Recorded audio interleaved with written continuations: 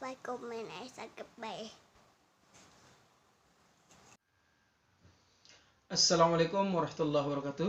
Kali ini kita akan menonton 4 orang jenius asal Indonesia yang jarang diketahui oleh orang. Langsung saja, siapa aja mereka? Kita tonton. Bismillahirrahmanirrahim. Halo Sobat Indonesiawan, kalau kita diminta menyebut nama-nama orang jenius, mungkin yang langsung kita ingat adalah Einstein, Galileo, ataupun B.J. Habibie yang berasal dari Indonesia. Tapi tahu nggak sih, ternyata Indonesia juga punya banyak orang jenius lainnya yang namanya jarang terdengar, tetapi prestasinya sudah diakui oleh dunia. Mau tahu nggak guys? Ini dia orang jenius asal Indonesia yang jarang diketahui orang. Yang pertama, Profesor Dr. Khoirul Anwar.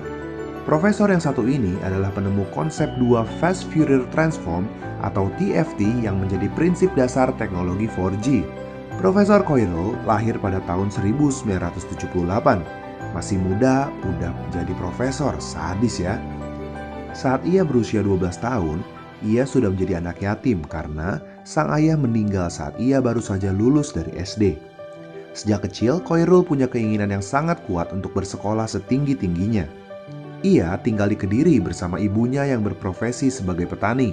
Setiap hari Khoirul membantu ibunya bekerja di sawah.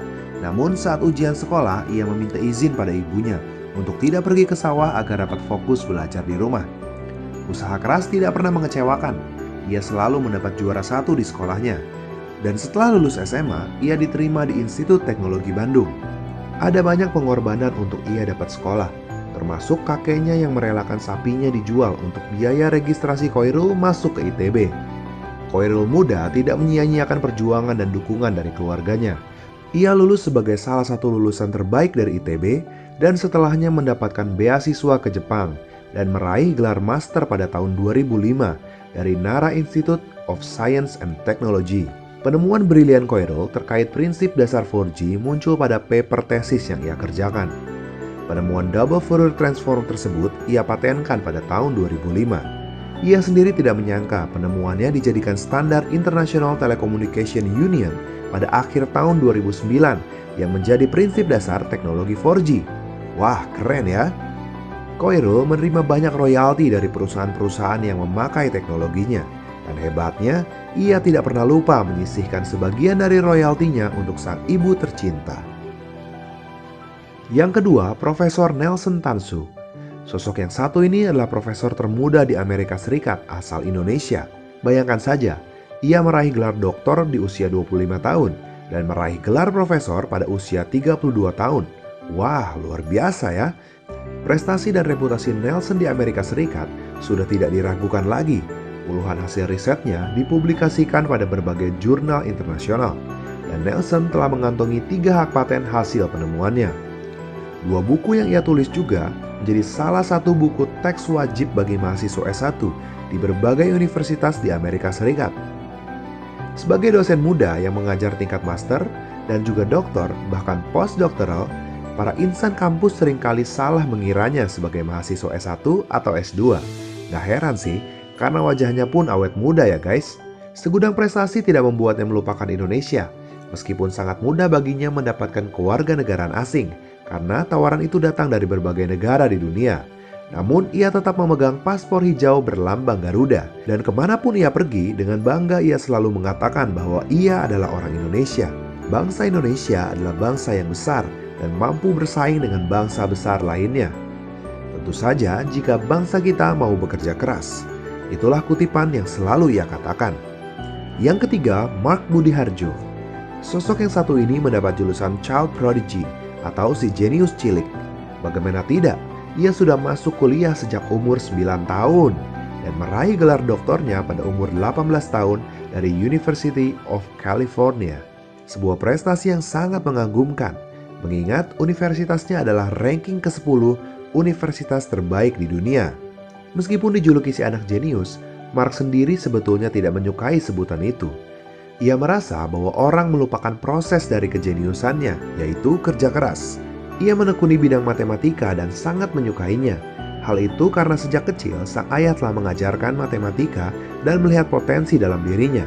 Dukungan dari orang tua menjadi salah satu kunci kesuksesan Mark dan kakaknya Horacio Budiharjo yang juga berhasil masuk ke program S2 Oxford University saat berumur 17 tahun. Wah, luar biasa ya. Yang keempat, Arfian Fuadi dan Muhammad Ari Kurniawan.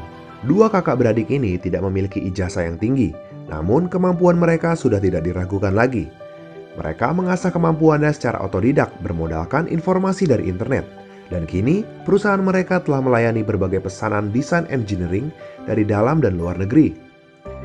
Kiprah dua kakak beradik ini di bidang desain engineering dimulai saat mereka berdua menjadi juara pertama di dalam kontes 3D Printing Challenge yang diadakan oleh General Electric pada tahun 2013 di Amerika Serikat. Mereka berhasil merancang jet engine bracket sebesar 327 gram atau 84% lebih ringan dari desain sebelumnya yang seberat 2 kg.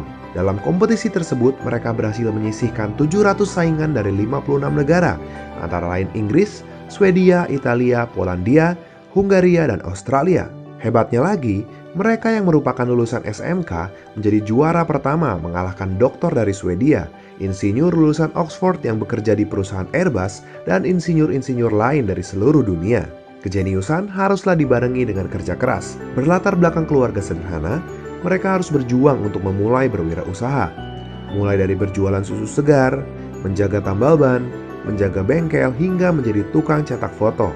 Berbekal uang 1,5 juta dan tambahan uang dari ayahnya, mereka membeli sebuah komputer bekas dan memberanikan diri menggarap proyek desain yang ditawarkan di website freelance. Mereka menamai perusahaannya dengan nama Detect Engineering.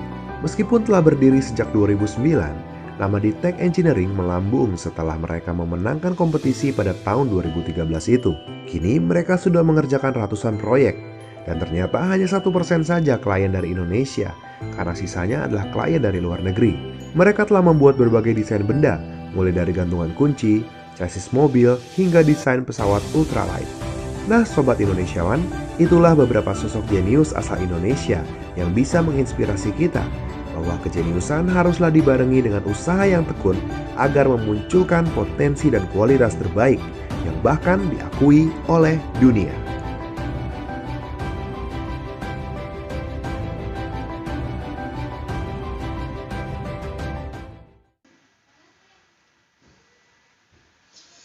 Oke, mudah-mudahan bermanfaat, menjadi motivasi kita semuanya. Assalamualaikum warahmatullahi wabarakatuh.